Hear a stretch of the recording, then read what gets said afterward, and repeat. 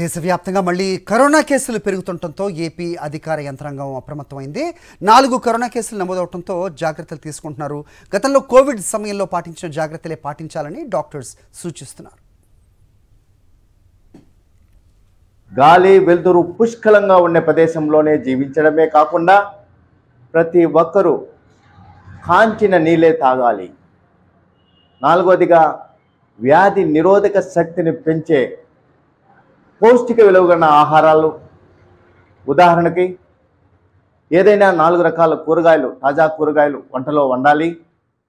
ఏదైనా 2 రకాల పండ్లు విరివిగా తప్పనిసరిగా సేవించడమే కాకుండా ప్రతిరోజు పాల ఉత్పత్తులు క్రమం తప్పకుండా సేవించాలి.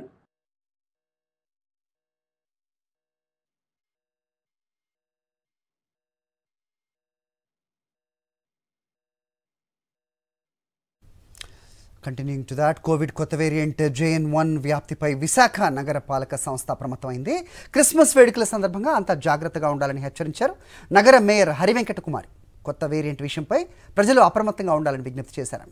కోవిడ్ వ్యాప్తిపై సమీక్ష జరిపారు.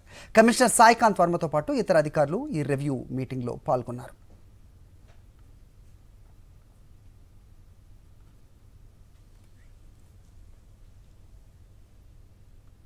మనం ఆల్రెడీ కరోనాలో చాలా ఇబ్బందులు పడ్డాము కనుక ఇప్పుడు కూడా ఈ వేరియంట్ వచ్చింది. దానికి తోడు మనకి క్రిస్మస్ అలాగే సంక్రాంతి పండగలు కూడా ఉన్నాయి. జనాలందరూ కూడా ఒక దగ్గర చేరే అవకాశం ఉంటుంది కనుక తప్పకుండా ప్రతి ఒక్కరూ కూడా మనము ఈ మాస్క్ ఏదైతే వేసుకుంటామో అది, అలాగే శానిటైజర్తో మనం చేతులు ఫ్రీక్వెంట్గా ఎక్కువగా కడుక్కున్నట్లయితే, వాష్ చేస్తున్నట్లయితే మనకి దీని నుంచి మనం బయటపడగలుగుతాము.